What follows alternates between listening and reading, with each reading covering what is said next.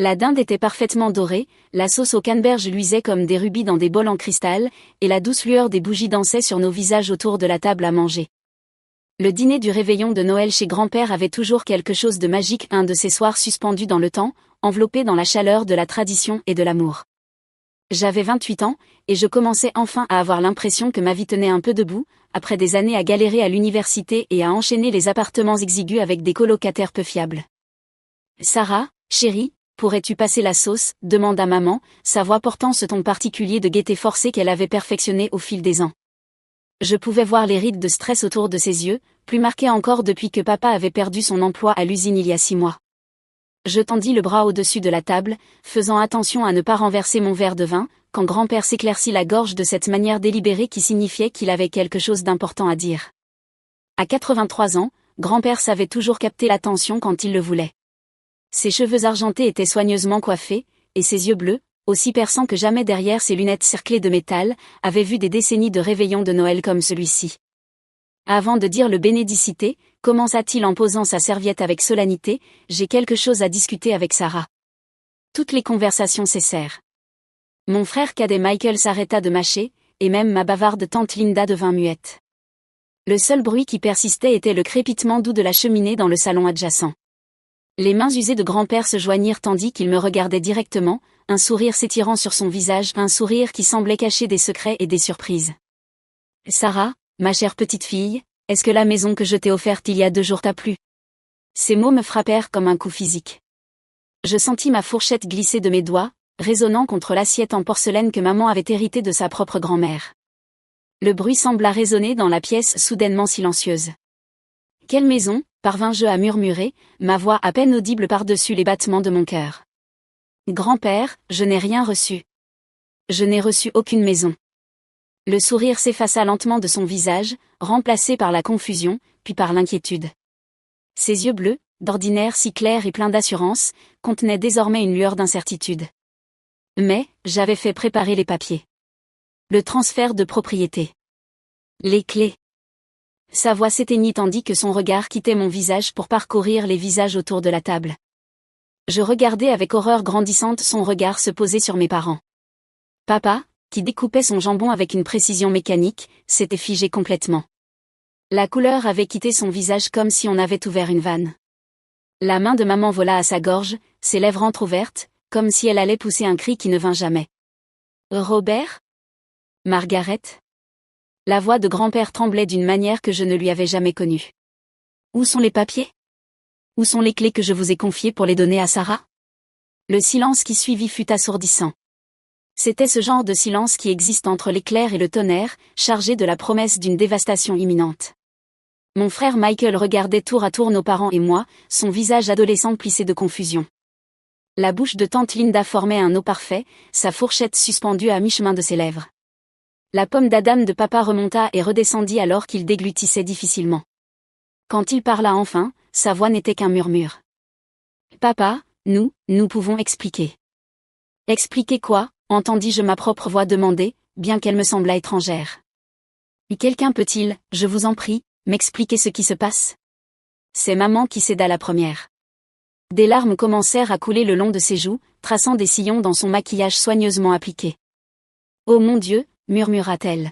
« Oh mon Dieu, Sarah, nous n'avons jamais voulu. » Jamais voulu quoi ? Ma voix montait désormais, l'hystérie s'y glissant peu à peu. Je repoussai ma chaise de la table, le grincement brutal contre le parquet tranchant dans le silence. « Qu'est-ce que vous n'avez jamais voulu ?» Les mains de grand-père tremblaient maintenant lorsqu'il fouilla dans la poche de sa veste et en sortit une feuille de papier pliée. « L'acte de propriété, dit-il, la voix creuse. J'avais tout préparé. La petite maison bleue de Maple Street, celle que tu aimais tant quand tu étais petite. Tu te souviens comme tu disais toujours qu'elle ressemblait à une maison de poupée ? Je l'ai achetée il y a 3 mois, je l'ai fait rénover, repeindre dans ce jaune doux que tu as toujours dit être ta couleur préférée. » Mes jambes cédèrent et je retombai sur ma chaise. La maison bleue de Maple Street.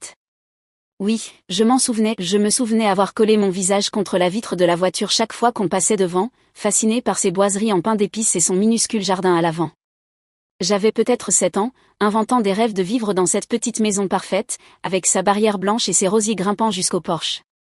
Je me souviens, murmurai-je. Grand-père hocha la tête, un soulagement traversant ses traits. Je pensais que ce serait parfait pour toi. Ton propre endroit, enfin. Un lieu où tu pourrais construire ta vie, peut-être commencer ce jardin dont tu as toujours parlé. J'ai remis tous les papiers à ton père lundi soir. Il devait te les apporter, pour en faire une surprise de Noël. Tous les regards se tournèrent vers papa, qui avait l'air sur le point de rendre son dîner sur la plus belle porcelaine de maman. Ses mains tremblaient visiblement lorsqu'il posa son couteau et sa fourchette. Papa, commença-t-il, la voix brisée. Papa, tu ne comprends pas. Les factures. Les frais médicaux de Margaret l'an dernier, les mensualités du prêt immobilier que nous avons en retard, le fonds universitaire de Michael que nous avons dû vider.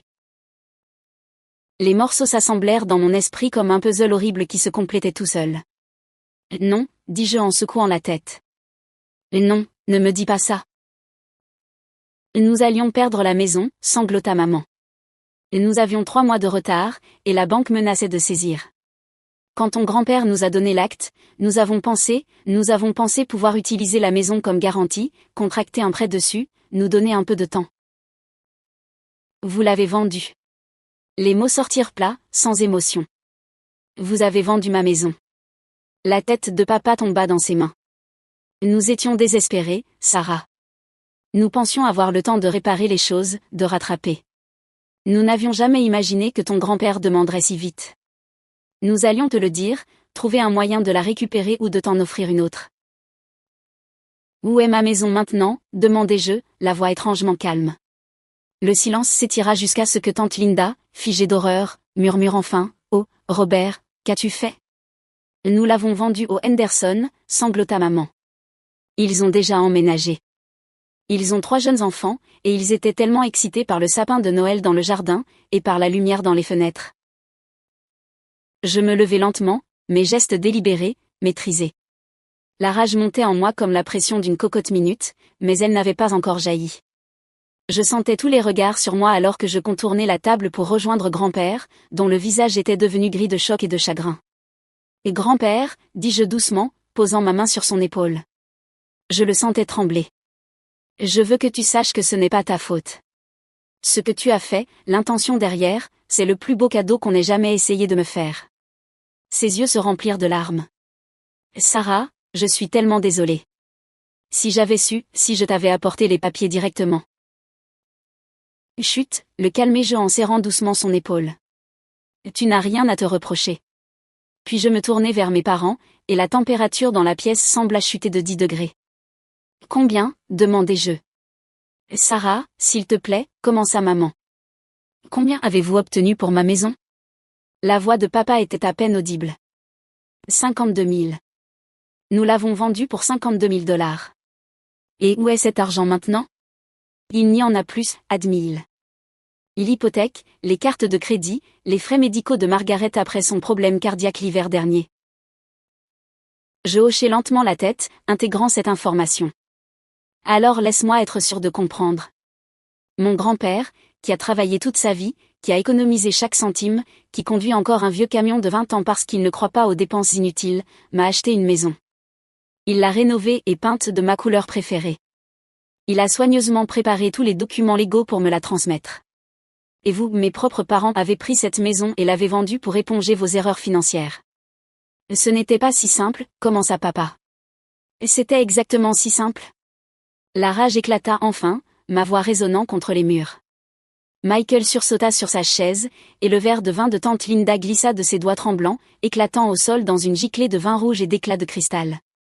Vous m'avez volé, continuai-je, la voix tremblante de fureur. Vous avez volé votre propre fille, et vous avez volé ce merveilleux homme qui n'a fait qu'aimer et soutenir cette famille pendant des décennies. Maman pleurait ouvertement maintenant, son mascara coulant en rigoles noires sur ses joues. Sarah, nous étions désespérés. Nous ne savions pas quoi faire. Nous pensions pouvoir arranger les choses. En me mentant? En mentant à grand-père? En restant assis ici ce soir, à dîner, à faire semblant que tout allait bien alors que vous saviez qu'à l'autre bout de la ville, une autre famille fêtait Noël dans ma maison? Je marchai jusqu'à la fenêtre et écartai les rideaux de dentelle. Au loin, je distinguais à peine la lueur des lumières de Noël, et je me demandais si certaines provenaient de Maple Street, de la petite maison bleue aux bordures jaunes, où des enfants accrochaient probablement leurs chaussettes près d'une cheminée qui aurait dû être la mienne. Le pire, dis-je, toujours de dos à la table, ce n'est même pas que vous ayez pris la maison. C'est que vous ayez été prêt à laisser grand-père croire qu'il m'avait déçu.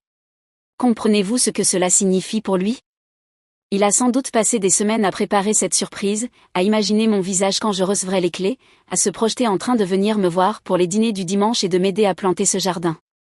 Quand je me retournai, grand-père pleurait en silence, les mains jointes sur ses genoux, tel un homme brisé. Cela brisa quelque chose en moi dont j'ignorais même l'existence. Et maintenant, poursuivis-je, ma voix baissant jusqu'à un murmure encore plus terrifiant que mes cris, il doit passer ce qui pourrait être l'un de ses derniers Noëls en sachant que son grand geste d'amour a été transformé en simple transaction financière par des personnes en qui il avait confiance. Sarah, je t'en prie, supplia maman. Nous restons ta famille. Nous pouvons surmonter cela. Nous pouvons trouver une solution. Pourquoi faire ? M'acheter une autre maison avec de l'argent que vous n'avez pas ? Remonter le temps et prendre de meilleures décisions financières ? Effacer le fait que vous avez menti à moi et à grand-père pendant 3 jours, alors qu'il était sans doute si heureux de me préparer cette surprise ? Je revins vers ma chaise et pris mon sac, mes gestes calmes et maîtrisés. Je dois partir maintenant. Sarah, non, dit grand-père en tendant une main tremblante vers moi. Ne laisse pas cela gâcher Noël. Ne laisse pas leurs erreurs détruire notre famille. Je me penchai et embrassai son front, respirant l'odeur familière de son après-rasage et des bonbons à la menthe qu'il gardait toujours dans sa poche de chemise.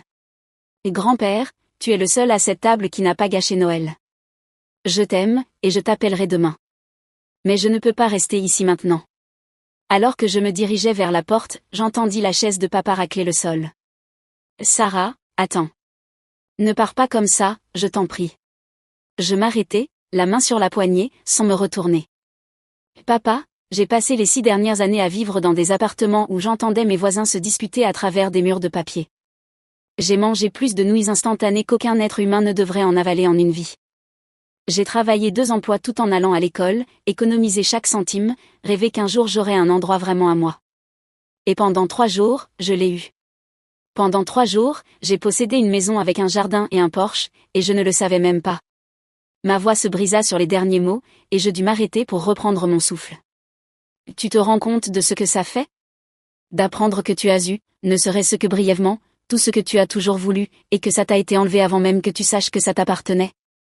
J'ouvris la porte, laissant entrer l'air glacé de décembre. Je vous pardonnerai un jour, parce que vous êtes mes parents et que je vous aime. Mais pour l'instant, je dois rentrer dans mon petit appartement et pleurer une maison dans laquelle j'ai vécu 3 jours sans le savoir, une vie que j'ai eu 3 jours sans la vivre. Le trajet de retour jusqu'à mon appartement fut un brouillard de lumière de Noël et de larmes. Les rues étaient vides, à l'exception de quelques voitures allant ou revenant de réunions de famille, transportant des gens qui n'avaient probablement aucune idée de la chance qu'ils avaient d'avoir des proches qui ne troquaient pas leurs rêves contre le remboursement de dettes de cartes de crédit. Mon immeuble avait l'air particulièrement lugubre quand je me garais sur le parking. La moitié des lampadaires étaient éteints, projetant des ombres inégales sur le bitume fissuré. La télévision de mon voisin du dessus résonnait à travers le plafond, un film de Noël diffusé à un volume suffisant pour réveiller les morts. Je montai les 2 étages jusqu'à mon studio, mes talons résonnant dans la cage d'escalier vide. Le couloir empestait le café brûlé et l'odeur persistante de ce que Madame Patterson, au 2B, avait cuisiné pour le dîner. Je cherchais mes clés, les mains encore tremblantes de colère et d'adrénaline. À l'intérieur, tout était exactement comme je l'avais laissé ce matin-là en me dépêchant pour le dîner de réveillon. Mon petit sapin artificiel se tenait dans un coin, décoré d'ornements accumulés au fil des années, chacun un souvenir, une petite lumière dans une période autrement difficile de ma vie. Les cadeaux que j'avais emballés pour ma famille étaient empilés soigneusement dessous, achetés avec l'argent économisé grâce à mon emploi du week-end à la librairie. Je m'assis lourdement sur mon canapé élimé et fixai ces cadeaux. Un pull pour maman que j'avais trouvé en solde et dont je pensais qu'il mettrait en valeur la couleur de ses yeux. Un livre sur le travail du bois pour papa, quelque chose que j'espérais pouvoir lui donner un nouveau passe-temps maintenant qu'il était au chômage. Un jeu vidéo pour Michael que j'avais recherché pendant des semaines pour être sûr que ce soit exactement celui qu'il voulait. L'ironie ne m'échappa pas, j'avais passé des semaines à choisir avec soin des cadeaux pour les personnes qui avaient volé le mien. Mon téléphone sonna, me tirant de mes pensées. Le numéro de grand-père apparut à l'écran. Allô, grand-père. Sarah, ma chérie, je suis tellement désolée. Sa voix était lourde d'émotion. J'aurais dû t'apporter les papiers directement. J'aurais dû me méfier, enfin, j'aurais dû savoir. Et grand-père, je t'en prie, ne t'en veux pas. Tu as tout fait comme il fallait. Tu voulais me surprendre, me rendre heureuse. Ce n'est pas une faute. Mais tu n'as pas ta maison. Je fermai les yeux, m'adossant au canapé. Non, je n'ai pas ma maison. Je pourrais essayer de la racheter, dit-il vivement. Je pourrais appeler les Henderson, expliquer la situation. Peut-être qu'ils accepteraient de la revendre. Avec quel argent, grand-père? Et même si tu l'avais, ce ne serait pas juste d'arracher une maison à une famille avec de jeunes enfants, juste parce que mes parents ont pris une décision terrible. Alors je t'en trouverai une autre. Une meilleure maison. L'amour dans sa voix faillit me briser à nouveau. Grand-père, tu m'as déjà donné bien plus qu'assez. Tu m'as offert le plus beau cadeau qu'on ait jamais essayé de me faire, et même si je n'ai jamais pu vivre dans cette maison, je saurai toujours que tu m'aimais assez pour vouloir m'offrir un foyer. Nous restâmes silencieux un moment, pleurant doucement chacun de notre côté du combiné. Et maintenant, que se passe-t-il? Demanda-t-il enfin. Je regardai autour de mon minuscule appartement, la tache d'humidité au plafond que je demandais depuis 8 mois au propriétaire de réparer, les fenêtres qui ne fermaient pas bien et laissaient passer des courants d'air glacé, la cuisine à peine assez grande pour une seule personne. Maintenant, j'essaie de trouver comment leur pardonner, dis-je. Et j'essaie de me rappeler que l'amour derrière ton cadeau compte plus que le cadeau lui-même. Tu es une meilleure personne que moi, ma chérie. Je ne sais pas si je pourrai leur pardonner ça. Tu le pourras, répondis-je avec plus d'assurance que je n'en ressentais. Parce que c'est ce que tu es, grand-père. Tu es l'homme qui achète des maisons pour ses petites filles et les peint en jaune parce que c'est leur couleur préférée. Tu es l'homme qui croit aux secondes chances et au pardon en famille. Après avoir raccroché, je suis restée longtemps assise dans le noir, regardant les lumières de Noël des autres immeubles scintiller à travers mes fenêtres mal isolées. Quelque part de l'autre côté de la ville, les enfants Henderson dormaient probablement dans des chambres qui m'avaient été destinées, rêvant à Noël dans une maison qui avait été peinte en jaune pour une femme qui ne la verrait jamais. Mais alors que je restais là, quelque chose a changé en moi. La rage était toujours là, la douleur aussi, et ce profond sentiment de perte pour quelque chose que je n'avais en réalité jamais eu. Mais sous tout cela, j'ai trouvé autre chose, de la gratitude pour un grand-père qui m'aimait assez pour vouloir m'offrir un foyer, et la certitude que son amour valait plus que n'importe quelle maison, même une petite maison bleue parfaite sur Maple Street. Il me faudrait du temps pour pardonner à mes parents. Du temps pour leur faire à nouveau confiance. Et du temps pour arrêter de pleurer la vie que j'avais eue pendant 3 jours sans le savoir. Mais peut-être que, simplement, c'était déjà suffisant pour commencer. En me préparant enfin à aller me coucher, je pris une note mentale d'appeler la librairie le lendemain matin pour voir s'ils avaient besoin d'aide supplémentaire pendant les fêtes. Si je devais recommencer à zéro, vraiment recommencer cette fois, j'aurais besoin de chaque centime que je pourrais économiser. Après tout, il y avait d'autres maisons dans le monde. Et maintenant je savais que j'avais un grand-père qui croyait que j'en méritais une.